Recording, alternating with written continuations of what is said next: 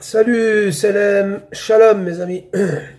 Bon, bah écoutez, je fais cette vidéo en fait. Je reviens encore par rapport, encore une fois de plus, par rapport à. Bah, hier, je vous ai expliqué un peu.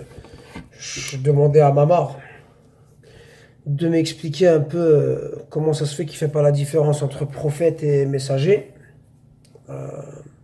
Il fait pas la différence. Bon, alors qu'il y a une différence entre prophète et messager, entre Rasoul et Nabi. Allah, il n'a pas prononcé ça comme ça, n'importe comment. Déjà, j'ai fait une vidéo et je voulais encore revenir là-dessus. C'est pour faire une vidéo pour parler. Bah, je m'adresse aux musulmans. Je m'adresse aux musulmans pour leur dire revenez au Coran, revenez au Coran, revenez au Coran. Arrêtez d'écouter la loi des hommes, écoutez la loi de Dieu. C'est pour ça que d'ailleurs, hier, je parlais, comme je disais, j'expliquais dans la vidéo d'hier par rapport à enfin, prophète et messager et tout ça, où il nous dit, Dieu dans le Coran nous dit il y a une guidée, une lumière dans la Torah et dans l'évangile aussi. Donc de revenir à ces textes-là. D'accord. Et puis, bah, c'est pour vous dire, réveillez-vous, les musulmans, arrêtez d'écouter les hadiths. Par rapport à la chicha, par contre, ne vous fatiguez pas à faire des commentaires, parce qu'au fait, je voulais pas l'allumer, et puis je me dis, ouais, en fait, les gens, j'en ai rien à foutre de ce que vous pensez, en fait. Je parle de ce que je veux, je fume, c'est pas votre problème. C'est mon problème à moi, ça. Tu vois? En plus, ça va, là, je l'ai faite bien, là, elle tire bien. Bref, et donc bah, je vais vous faire écouter un peu Mamar lors du débat ce qu'il dit par rapport à la science du hadith. D'accord? Écoutez. La pratique du prophète, elle est pure, elle est certaine, c'est du 100%, c'est comme le Coran. Là où on a un problème, c'est le hadith a deux gros problèmes de hadith. Lorsqu'on parle de hadith, on ne parle pas de Bukhari ou de Muslim, ou on parle de la science du hadith. La science du hadith qui comporte la sunna et les propos du prophète, le comportement et les propos. Elle a deux gros problèmes qui sont liés non pas au Coran ou au prophète ou à des choses qui sont inhérentes à l'islam, c'est tout simplement par le fait que, les premiers rapporteurs sont du deuxième, voire du troisième siècle de l'Hégire, donc évidemment le temps a eu son effet, qui est évident, c'est mathématique, quand tu viens 200 ans après des faits qui se sont déroulés, effectivement les choses, les preuves elles ont plus ou moins disparu, les témoins sont morts, etc. Donc c'est très difficile de reconstituer la vérité. Donc le hadith, comme Bukhari qui vient deux ou trois siècles après, ça cause un très grand problème au niveau du temps. Plus le temps Il reconnaît que ça pose un gros problème au niveau du temps. Il reconnaît que, écoutez, il passe, ça m'a plu, les gens oublient ou déforment les gens oublient ou déforment. Donc ce qu'il a rapporté à Bukhari, ça peut être oublié, il y a des oublis, ça peut être déformé. etc. Tu as eu aussi beaucoup de menteurs et de gens pervers qui ont fabriqué des hadiths, des faux hadiths pour X ou Y raison, pour le pouvoir ou pour autre chose. Et enfin, le troisième point, c'est le fait que l'homme, malheureusement, il oublie ou il comprend à sa façon. Et il pense. Donc il reconnaît que la science du hadith n'est pas une science exacte. C'est pour ça d'ailleurs qu'on parle de revenez au Coran. Après, pour tout ce qui est comportement, tu sais, ceux que vous qualifiez de mécréants, de kafir, de ce que tu veux, machin, ils ont un bon comportement et pourtant ils lisent pas la vie du prophète. D'accord? Donc on n'est pas non plus forcé tout le temps de tout ramener. Oui, certes, le prophète a expliqué des choses et ramené des choses. Maintenant, on le sait. On va pas rester bloqué là-dessus. Et je voulais revenir à un truc, Mamar. Donc, dans Bukhari, volume 8, à la page 60, livre 73, numéro 151, le hadith. Aïcha a rapporté jouer avec les poupées en présence du prophète. Aïcha n'était qu'une petite fille n'ayant pas encore atteint l'âge de puberté. Tu vois? J'avais 6 ans lorsque le prophète m'épousa, 9 ans lorsqu'il eut effectivement des relations conjugales avec moi. Puis elle relatait, ma mère, Rumman, vint me trouver, tandis que j'étais sur une balançoire. Elle me mirent à me parler, je crois ils ont écrit me parler. J'avais à peine fini que l'envoyé d'Allah entra lorsque était encore le matin. Alors on me remit entre ses mains. Tu vois. Bref, ça c'est dans Sahih Bukhari, tu vois. Ça c'est dans Sahih Bukhari où on parle de ça. Et puis après, vous avez un autre dans Sahih Bukhari, dans le volume 5, hein, dans le volume 5, page 157. Quelque temps après, Waraqa trouva la mort. La révélation s'interrompit au point que le prophète sallallahu alayhi wa sallam fut pris d'une angoisse que le découragea tant et si bien qu'il décida à maintes reprises d'aller se jeter des hauts des montagnes. Dans Sahih al-Bukhari. Dans Sahih al-Bukhari, il va nous dire que le prophète est un prophète suicidaire. Tu vois, il nous dit qu'il a épousé un enfant de 6 ans. Tu vois, il a consommé à 9 ans. Ça reste quand même un enfant de 9 ans. Ça reste un enfant, peu importe l'époque. Hein. Et toi, tu es en train de le défendre, ce Bukhari, à fond. Et en même temps, l'incohérence qui est frappante chez toi, c'est que tu dis, dans le début de la vidéo, comme je viens de mettre le débat, où tu dis qu'il y a des gens qui ont oublié de mettre des choses, des hadiths, où ils ont menti, parce que pour des histoires de pouvoir ou de je ne sais quoi d'autre. Peu importe. Donc tu reconnais qu'il y a des saloperies dans le Bukhari. Et pourtant, tu prends la tête à le défendre. Moi, donc, c'est pour ça que déjà, je t'ai montré qu'au fait, hier, même dans le débat, les gens écoutaient le débat, vous allez voir, il dit prophète, messager, c'est la même. Non, c'est pas la même chose. Tu fais pas la différence. Comment tu peux te permettre de venir parler aux gens, faire des vidéos, alors que tu fais pas la différence entre un prophète et un messager. Ton livre référence, c'est le Bukhari. Et pourtant, tu reconnais qu'il y a des saloperies. Regarde ce que ton Bukhari dit. Et ça, c'est juste 2 trucs que j'ai relevés. Et après, il faut se prendre la tête à lire, parce qu'il y en a des tomes et des tomes. Et j'en suis sûr, tu as dû relever plein de trucs qui n'allaient pas. Mais tu veux pas en parler encore une fois de plus, par orgueil. Tu préfères garder ça pour toi et préserver tes abonnés, les gens qui t'écoutent. Et pour toi, dans ta façon de parler, le Coran, tu dis dans le débat que le Coran n'est pas complet. En fait, tu racontes tout et n'importe quoi, pour moi. Et franchement, tes vidéos, voilà quoi. Alors moi, cette vidéo, je la fais pour m'adresser aux musulmans, pour leur dire revenez au Coran. Revenez au Coran parce que, entre Mamar Metmati qui nous raconte qu'il y a des saloperies dans le Bukhari, dans le hadith, et on voit dans le Bukhari qui disent que Bukhari dit que le prophète avait des tendances suicidaires à plusieurs reprises, et c'est l'ange Gabriel qui est venu, mais à chaque fois qu'il y allait, l'ange Jibril lui apparaissait et lui disait « Oh Mohammed, tu es réellement l'envoyé de Dieu ». À ces mots, son angoisse diminuait et il s'apaisait. En gros, il voulait se suicider. Ne me viens pas me dire parce que non, à ce moment-là, le suicide n'était pas haram et tout. Excuse-moi, mais il dit qu'il voulait se suicider lorsque la révélation s'interrompit. Quand il a eu plus de révélation, ça veut dire qu'il a déjà eu une révélation, ça veut dire qu'il a déjà parlé avec l'ange Gabriel. Donc il voit, il y a un ange qui s'adresse à lui. Donc tu sais que Dieu existe. Pourquoi tu veux te suicider? Et pourquoi le Bukhari vient nous dire que le prophète était un suicidaire? Moi, ça, je ne l'accepte pas. Ça, je ne l'accepte pas. Donc vous voyez, c'est pour ça que je vous dis de revenir au Coran. Arrêtez d'écouter n'importe quoi. Les gens, ils racontent tout et n'importe quoi. Il y en a d'autres qui manipulent. Hein. Quand je regardais la dernière vidéo de l'autre terroriste, là, tu sais, celui qui aime le djihad, là. Enfin, qui dit djihad, dit balle. Qui dit balle, ça fait des trous. Donc je vais l'appeler trou de balle. Hein, Issa Hamed, là, qui vient de faire sa dernière vidéo pour se justifier. Il dit, ouais, on me reproche souvent pourquoi je ne pars pas. Ouais, t'as dû regarder ma vidéo aussi que je t'ai faite, où j'ai publié dans sa chaîne. Il met un shir à lui, un shir chiite, quoi. La mouvance qui suit, quoi. Je ne généralise pas, je dis pas que tous les chiites sont pareils. D'avant, on m'a envoyé un lien qui était intéressant.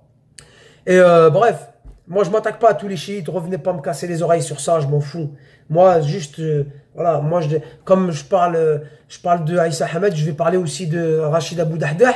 Alors, Aïssa Hamed, il vient nous faire une vidéo pour nous se justifier pourquoi il ne part pas, pourquoi il ne fait pas la hijra, hein, l'exil, dans le sentier de Dieu, fisabilillah. Pourquoi il ne la fait pas? Parce qu'il dit il faut se préparer à l'avance. c'est pas comme ça et tout. Moi, j'ai un pote, il est parti au Maroc. Il est parti comme ça. Je dis, je peux pas partir comme ça. Et il m'a dit, non, je vais juste aller voir comment installer mes enfants à l'école. Et ça, entre le moment où il a choisi de partir et tout ça, ça a pas duré, belle lurette, hein. Et je lui dis, comment tu vas faire et tout? Il m'a dit, il faut compter sur Dieu. Donc, tu vois, pour moi, lui, c'est un musulman qui croit vraiment en Dieu. Il compte sur Dieu, effectivement. Il a réussi à s'installer. Maintenant, il a une petite pizzeria et tout. Il vit au Maroc. Il a fait la hijra. Bref. Et donc, monsieur Issa Hamad, il dit aux gens, il leur publie des vidéos en leur disant, faites la hijra. Mais lui-même ne la fait pas. Et il nous dit aussi, il faut savoir utiliser les mots pour, on peut dire ce qu'on veut en utilisant les beaux mots. Cette langue française qui est si bien, si bien, voilà quoi. En fait, il faut savoir utiliser les mots pour arnaquer les gens. Et le mec, il est dans l'arnaque. Partez, mais moi, j'arrive après, allez-y. Tu vois, il crache sur l'Occident, machin, mais il reste là, tu vois. Tu vois, ben, ça prouve à quel point il est courageux.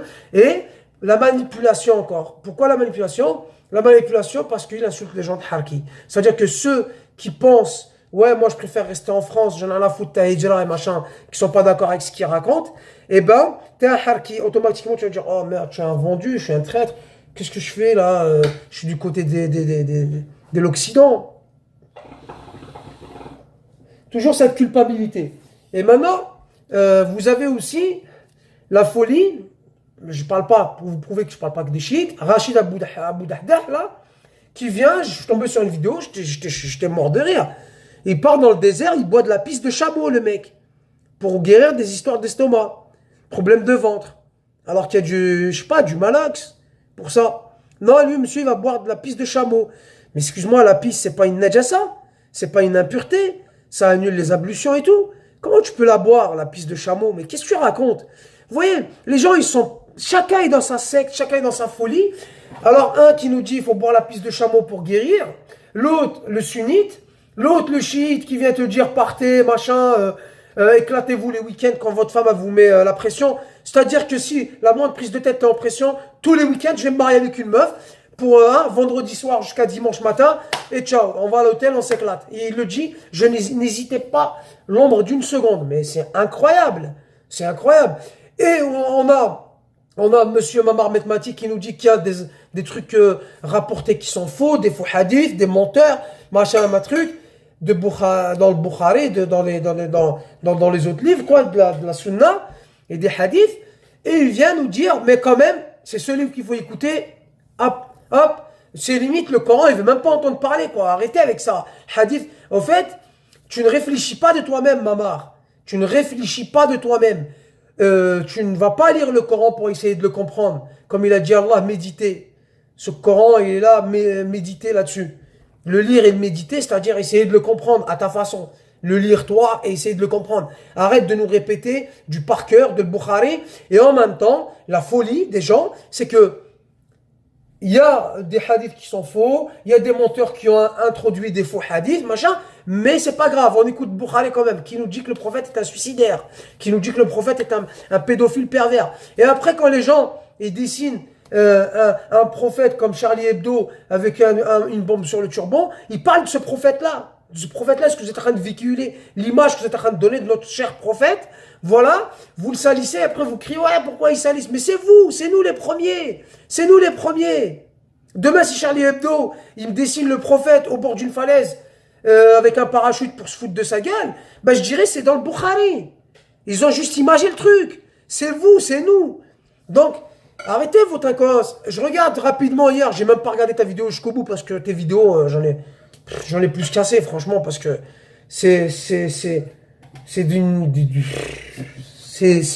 quoi. C'est débile. C'est Rachid Abou Hudayfa t'es le Rachid Abou Dahdah de le Bukhari, quoi. Tu vois? Et il vient dans la vidéo, voilà, elle s'intitule Quelques questions. Attendez.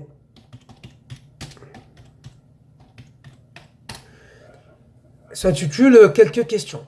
Donc moi je regarde, je dis attends, il se pose des questions, bah c'est bien, il se pose des questions. Bah, quand je vais regarder, voilà, je tombe sur un commentaire parce que la vidéo commence. Toujours le même blabla, toujours le même truc, vas-y. Bref, il y en a un, il a dit je vais apporter ma petite contribution. Attends. Salam alaikum Anwar, tes questions sont très pertinentes. Je vais essayer d'apporter ma petite contribution concernant ta question.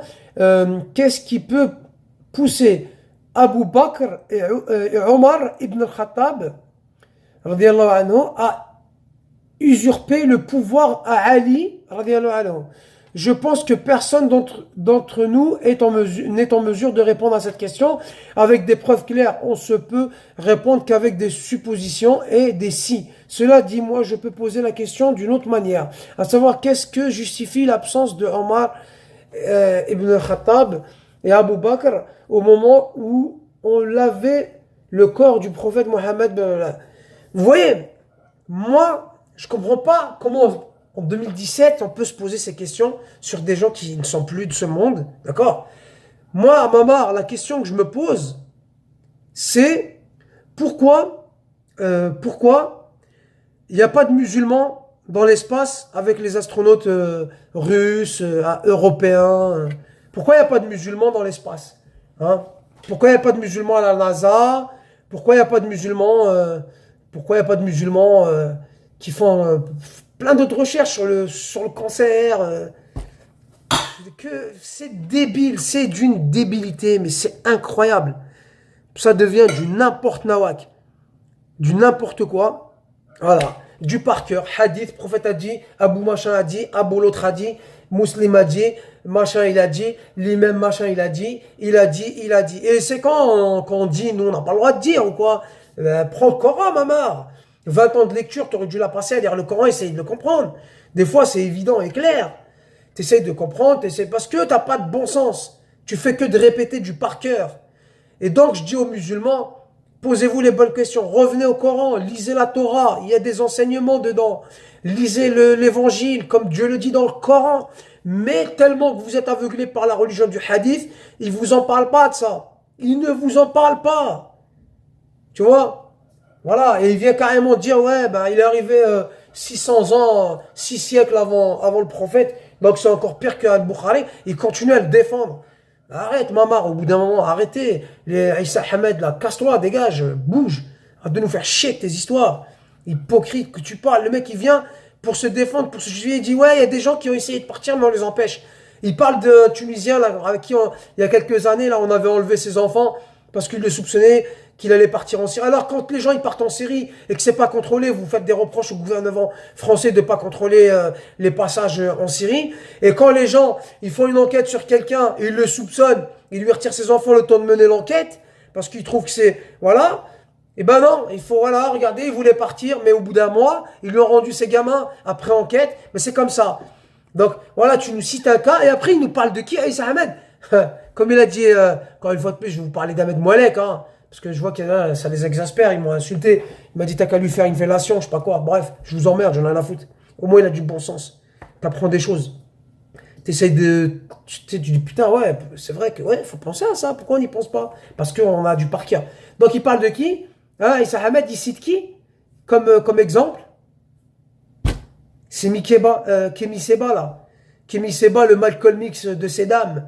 Le mec, c'est un charmeur. Il est comme toi, c'est normal. Vous kiffez les femmes. Toi, tu le fais dans le halal tous les week-ends, tu changes de femme pour élever ta femme au plus près de Dieu. Manipulateur que t'es, tu manipules les gens. Hein, et l'autre qui met ses bas au nom d'un combat.